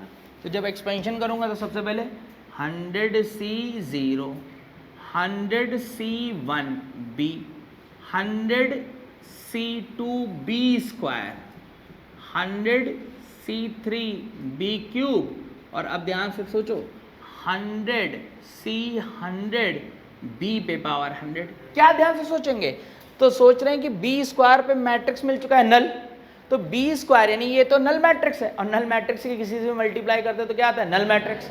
तो इसका मतलब B² के बाद के जितना भी रिजल्ट है वो क्या हो चुका है, 0। और जब ये 0 हो चुका है तो 100C0, ये तो आइडेंटिटी बनेगा, 1 नहीं लिखोगे। NC1 की वैल्यू क्या होती है, 100, और ये क्या हो गया, B। अब B तो तुमने एज्यूम किया ही था, तो यहाँ पे क्या हो गया, A पे पावर 100, और अब A पे पावर 100 = ये हो गया है आइडेंटिटी मैट्रिक्स, और प्लस 100 B की वैल्यू तुम्हें पता है, तो यहां से हमारे पास क्या आ जाएगा, 1001, और ये आ गया है 300 100। अब दोनों मैट्रिक्स को ऐड कर दिया जाएगा, 301 100। अब देख लो, और अगर वही मैं पैटर्न बनाने पे चलता तो थोड़ा मुझे बहुत दिक्कत होती है, इसलिए मैं उससे नहीं करता हूँ। लेकिन नॉर्मली CBSE में अगर करना रहता है तो वो उसी पैटर्न से ही सॉल्व किया जाता है, लेकिन अगर हमें वैसे से नॉर्मल सॉल्व करना है तो हम इसी से करेंगे सॉल्व। देखो नेक्स्ट क्वेश्चन, तो क्वेश्चन में सबसे पहले देख लेते हैं ये रिक्वायरमेंट किस तरीके की चल रही है। यहाँ पर P एक मैट्रिक्स दे दिया गया, I आइडेंटिटी मैट्रिक्स है, और Q एक मैट्रिक्स दे दिया गया, और उसके बारे में बताया गया कि P पे पावर 50 - Q = I। एक्चुअल में अगर देखा जाए तो हम ये बोल सकते हैं कि जो Q मैट्रिक्स है वो P पे पावर 50 माइनस आइडेंटिटी मैट्रिक्स है हमारे पास, और उसके बाद Q मैट्रिक्स में 3rd रो 1st कॉलम का एलिमेंट, 3rd रो 2nd कॉलम, 2nd रो 1st कॉलम के एलिमेंट की ज़रूरत है हमें। इतनी बात यहाँ पे आ रही। अब जैसे देखा मैट्रिक्स के ऊपर एक पावर चल रही है, तो तुरंत दिमाग में बात आ जानी चाहिए क्या, कि हम इस मैट्रिक्स को 2 पार्ट में ब्रेक कर देंगे, एक I + A लिख दिया हमने। अब यहाँ से P मैट्रिक्स क्या है, 1 4 16 0 1 4 0 0 1, तो ये आइडेंटिटी तो ये बन जाएगा। और अब यहाँ इसको बैलेंस करना पड़ेगा, तो A क्या है, यहाँ तो पहली पोजीशन पे 0 ही बना रहेगा, यहाँ पे क्या है 4, तो यहाँ 4 रखना पड़ेगा, 1 तो है ही है। यहाँ पे क्या रखना पड़ेगा इसको, 16, और फिर इसको 4 0, ये आ गया। तो ये तो I बन गया है, और ये क्या बन चुका है, A। अब पूरी क्लास की जो ज़रूरत हो गई है वो क्या हो गई, इस A मैट्रिक्स को चेक करने की कि ये 0 पे कहाँ पे हो रहा है। तो यहाँ से सबसे पहले हम लोग क्या निकालेंगे, A²। तो ये सब लोग चेक करेंगे कि A² मैट्रिक्स का रिजल्ट क्या आ रहा है।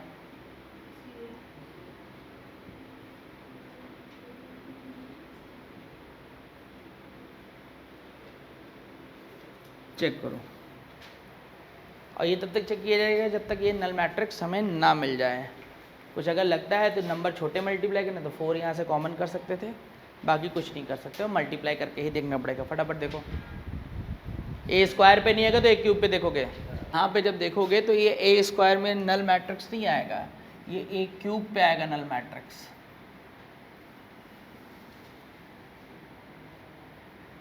करेक्ट, तो ये नहीं क्यूब पे मिल गया हम लोग को।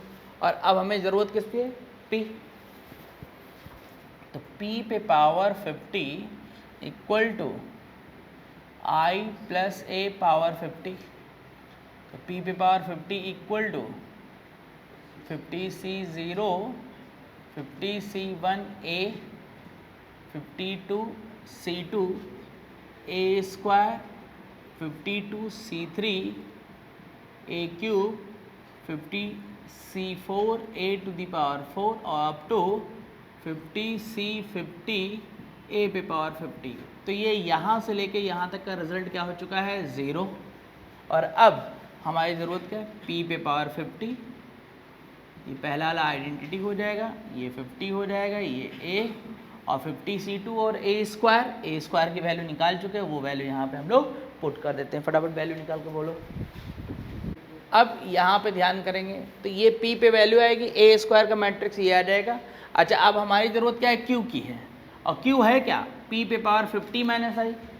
तो यहाँ से अगर हम लोग इसको लिखना चाहें तो p पे power 50 minus unit matrix equal to 50a plus 25 into 49 into a square, और ये पूरा मैट्रिक्स क्या बन चुका है, q, और ये 50a पूरा कंप्लीट मत लिखना, और वरना बहुत ज़्यादा लिखना पड़ जाएगा।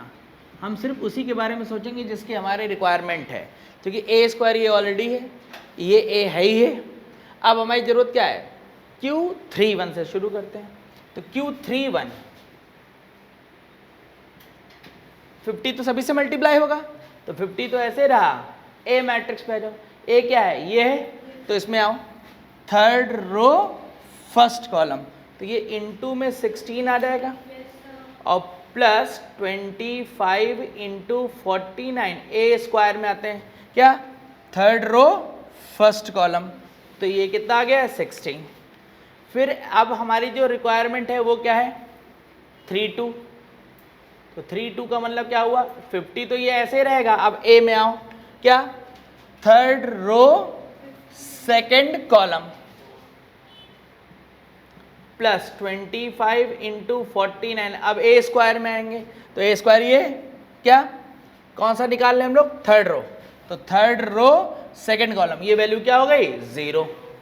अब उसके थर्ड क्या बचा है, Q21, तो इसका मतलब क्या हुआ, यहाँ पे वैल्यू देखेंगे फिर से 50। अब ए वाले में आओ, ए वाले में जब आएंगे तो क्या आएगा, कौन सा निकाले, सेकेंड रो फर्स्ट कॉलम, तो सेकेंड रो फर्स्ट कॉलम मतलब कितना हो गया, 4, प्लस फिर उसके बाद 25 इंटू 49, इसमें क्या है, सेकेंड रो फर्स्ट कॉलम, मतलब ये क्या आ रहा है, 0, तो ये आ गया। अब हमारी जो रिक्वायरमेंट है यहाँ पे वैल्यू पुट कर दो, तो यहाँ जब वैल्यू पुट करेंगे तो ये कितना आ गया, 50 इंटू 16 प्लस 25 इंटू 49 इंटू 16, और यहाँ पे 32 की वैल्यू कितनी है, 50 इंटू 4, और डिवाइड बाई कितना है, 21, 50 इंटू 4, बस यही तो है। तो अब इसको पूरा सिंप्लीफाई कर दो, तो यहाँ से जब सिंप्लीफाई कर देंगे तो ये पहले से जब सिंप्लीफाई करोगे तो ये 4 हो जाएगा, ब्रेक कर दिया ना केवल, ठीक है ना। और यहाँ से कितना होगा बोलो, ये कैंसिल हो गया, प्लस ये कितना आएगा, ये क्या बचेगा, 1/2 49, और फिर ये क्या 16, ये कैंसिल होगा, इंटू में एक 4 बचेगा कि नहीं, तो कितना आ गया 49 इंटू कितना आ गया 2, और लास्ट वाला कितना बचेगा 1। अब फटाफट ऐड करके बताओ कितना आ रहा है, आ गया 103। तो इस तरीके से इसको आसानी से हम लोग सॉल्व कर सकते हैं, नोट कर लेते हैं इसको। तो नेक्स्ट ये जो नोट्स वाले में थर्ड क्वेश्चन ये है कि जैसे बहुत लार्जर पावर है तो फिर इनको ये ऑप्शन बेस्ड भी तुम काम किया जाता है। क्या पावर n तक पहुंच गए, क्वेश्चन ने दिया है ए स्क्वायर का रिजल्ट ये दिया है, और a to the power n के बारे में पूछा जा रहा है। तो मैंने क्या किया कि यहाँ पर सॉल्व करने के लिए a पे पावर n के लिए मैंने क्या किया, n के प्लेस पे 2 रख दिया। अब 2 रखने के बाद मैं n जितने भी ऑप्शन हैं सब में क्या रखूँगा 2, और 2 रखने पे जिसकी वैल्यू इसके बराबर होगी वो आंसर हो जाएगा कि नहीं। तो हमने n के 2 रखा, तो 2 रखा, यहाँ रखा, यहाँ रखा, यहाँ रखा, सभी जगह बैलेंस हो जा रहा है। तो उसके बाद सारे आंसर थोड़ी हो जाएंगे। अगर एक से, अब जब किसी क्वेश्चन ने कह दी कि सिंगल करेक्ट है तो तुमको एक वैल्यू से नहीं काम करने का, फिर उसके आगे बढ़ाना है। तो हमने यहाँ पे n के प्लेस पे क्या रखा 3। अब जब यहाँ पे 3 रखा तो मुझे चेक करना पड़ेगा कौन सा ऑप्शन सही है। कैसे चेक करोगे, कैसे चेक करोगे, अब मैं बता रहा हूँ कैसे चेक करोगे। पहले भाई ए स्क्वायर के लिए रूल दिया गया है, ए क्यूब के लिए रूल थोड़ी दिया गया है। तो पहले तुम्हें ए क्यूब के लिए क्या निकालना पड़ेगा, रूल निकालना पड़ेगा। अब वो रूल कैसे निकलेगा, तो ए क्यूब का मतलब ए स्क्वायर इंटू ए। अच्छा, एक दूसरी खास बात ध्यान दो, रूल निकालते समय ए पे पावर n जरूर लिखी है, लेकिन ऑप्शन में ए पे पावर क्या चल रही है 1। तो यानी कि इसको हमको पूरा किसको चेंज करना पड़ेगा, लीनियर में। तो ए स्क्वायर का मतलब क्या है 2a माइनस आइडेंटिटी, ये a हो गया। अब फिर इससे मल्टीप्लाई करेंगे तो 2a स्क्वायर माइनस आइडेंटिटी से मल्टीप्लाई करोगे तो यही आ जाएगा। और चूंकि चाहे कंपेयर किस में करना, कन्वर्ट किस में करना है, लीनियर में, तो इसलिए ए स्क्वायर के प्लेस पे फिर से वैल्यू आ जाएगी। तो ये 2a दिस, तो यहाँ से कितना आ गया 4a minus 2 identity minus a, कुल मिला के 3 आइडेंटिटी माइनस 2 है, 3a माइनस 2 आइडेंटिटी। तो ये a क्यूब की वैल्यू मिल गई। अब मैं n की जगह क्या पुट करूंगा 3, और 3 पुट करने पे देखूंगा किस ऑप्शन से मैच कर रहा है। तो a ऑप्शन हमने उठाया, n की जगह 3 रख के, तो ये क्या हो गया 3a माइनस 2 आइडेंटिटी, हाँ मैच कर रहा, तो अभी ये हो सकता है। अभी तो यहाँ तो कभी मैच ही नहीं करेगा, तो ये हो नहीं सकता। n की जगह 3 रखोगे तो इसमें अरे 4 हो जाएगा, तो मैच ही नहीं करेगा। इसमें पुट करोगे तो इसमें भी मैच किस में कर रहा है, तो इसका ये ऑप्शन होगा। तो ये चेक करने का तीसरा पैटर्न होता है। अगर पावर n में फॉर्म में दे दी गई तो इस तरीके से निकाला जाता है इसको। और एक नोट्स में एक लास्ट चीज़ और, देन जाके मैट्रिक्स ख़त्म। एक लास्ट ये एक क्वेश्चन और मैट्रिक्स में, ये इस तरीके के क्वेश्चन जो अभी पैटर्न में चल रहे हैं। क्या है इसमें, एक मैट्रिक्स M है जो 3×3 ऑर्डर का मैट्रिक्स है। तो सबसे पहले एक 3×3 ऑर्डर का मैट्रिक्स मैं एज्यूम कर लेता हूँ। ये क्या है, A1 A2 A3 A4 A5 A6 A7 A8 A9, ये दिया गया। अच्छा, अब उसके बाद क्या कह रहा है कि जो इसके इंट्रीज हैं, मतलब जो एलिमेंट है वो 0 1 2 है, और हमें क्या निकालना है, sum of diagonal entries of M transpose M।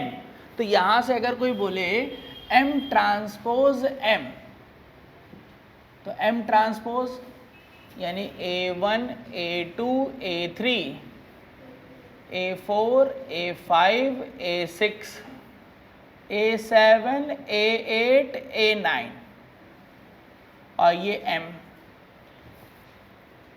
A1 A2 A3 A4 A5 A6। First diagonal तब तक कैलकुलेट करेंगे सब लोग, क्या आ रहा है भाई। अगर डायगोनल एलिमेंट देखोगे तो पहला फर्स्ट रो फर्स्ट कॉलम से मल्टीप्लाई होगा कि नहीं होगा। तो पूरा मल्टीप्लाई मत करो, क्योंकि 3×3 ऑर्डर का मैट्रिक्स आएगा कि नहीं आएगा। तो जो पहले से पहले का मल्टीप्लाई होगा वो पहला एलिमेंट होगा कि नहीं, और उसके बाद सेकेंड रो और क्या सेकेंड कॉलम। भाई फर्स्ट रो फर्स्ट कॉलम होता है ना, तो पूरा एलिमेंट पूरा यहाँ पे लिखने की क्या जरूरत करोगे भाई, समझे कि नहीं। हमें तो सिर्फ जो चाहिए होगा, मैं ये कहना चाह रहा हूँ, मुझे तो डायगोनल एलिमेंट से मतलब है केवल इसी पोजीशन से तो मतलब है कि नहीं। तो मैं क्या करूँगा, मल्टीप्लाई इस तरीके से करूँगा कि मुझे केवल वही मिले जिसकी मुझे ज़रूरत है। तो यहाँ जो फर्स्ट पोजीशन का एलिमेंट होगा फर्स्ट रो फर्स्ट कॉलम होगा कि नहीं होगा। तो यानी कि यहाँ पे क्या हुआ, A1 square A4 square A7 square हुआ होगा कि नहीं। अब इस पोजीशन का एलिमेंट जो मैट्रिक्स में है, ये वाली पोजीशन, ये कैसे मिलेगा, सेकेंड रो सेकेंड कॉलम हुआ होगा कि नहीं। और जब सेकेंड रो सेकेंड कॉलम में हुआ होगा तो ये कैसे रहेगा, A2 square A5 square A8 square हुआ कि नहीं। पूरा मल्टीप्लाई करने बैठ जाओगे तो फालतू का काम हो जाएगा ना। और उसके बाद फिर थर्ड रो थर्ड कॉलम, और उन्होंने कहा है इनका सम क्या होना चाहिए 5। तो यहाँ से हमको क्या करना पड़ेगा, अब ये 9 एलिमेंट, टोटली कितने हो रहे हैं 9 हो रहे कि नहीं, इन 9 एलिमेंट के प्लेस पे ये नंबर रखना पड़ेगा और वो नंबर ऐसा रखें कि उसका सम 5 हो, ये हमें सोचना पड़ेगा। तो ये कैसे बन सकता है, ये टोटल कितने हैं 9 हैं कि नहीं, तो इसमें 4 0 हो, अरे 4 0 हो और 5 1 हो तो बनेगा कि नहीं बनेगा, अरे 4 प्लेस पे 0 हो जाए और उसके बाद जो है 5 प्लेस पे क्या आ जाए 1, तो उसका सम 5 आएगा कि नहीं। टोटल प्लेस कितने हैं बताओ 9, और जब टोटल प्लेस 9 है और 4 0 मतलब 4 थिंग क्या हो रही है, रिपीट हो रही है, और 5 थिंग्स भी क्या हो रही है, रिपीट, यानी कि इन 9 थिंग्स को 9 प्लेस पे क्या करना, अरेंज, n थिंग्स को n प्लेस पे अरेंज करना है, जिसमें p things alike of first kind, q thing alike of second kind. तो इसका मतलब ये टोटल कितना हुआ 9, जिसमें 4 रिपीट हो रही हैं और 5 रिपीट हो रही हैं। इसको सॉल्व करेंगे तो पहला आंसर। अब दूसरा हमें ये सोचना है, क्योंकि इंट्रीज क्या है 0 1 2, तो मुझे ये देखना है कहीं कोई और नंबर लेके तो नहीं बन सकता है। तो जरा सोचो क्या कोई और नंबर लेके बन सकता है, 2 के बारे में भी तो सोचो। हाँ, 1 2 हो, 1 2 हो जाए, 2 जो है वो 1 मिनट, 1 जो हो 2 हो, क्योंकि जैसे 2 रखोगे तो 4 बन जाएगा कि नहीं, और 1 जो हो 1 हो, 2 प्लेस हो गए कि नहीं, लेकिन बनेगा तो 5 ही, तो बाकी के 7 प्लेस पे क्या आ जाए, तो यानी कि यहाँ से क्या हो, ये तो रिपीट किया नहीं, तो फैक्टोरियल 9 अपॉन फैक्टोरियल 7, और इसको सिंप्लीफाई कर लोगे,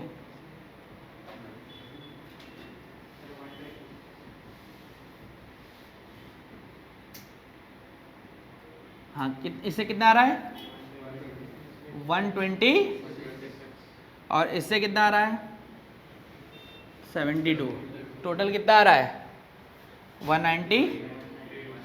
198 आ रहा है कि नहीं आ रहा है, अरे 196 थोड़ी आ जाएगा 190। तो ये भी मैट्रिक्स में ऐसे भी सेट किया जाता है काम। तो अब जाके मैट्रिक्स का फाइनल हम लोग का काम पूरा ख़त्म हुआ।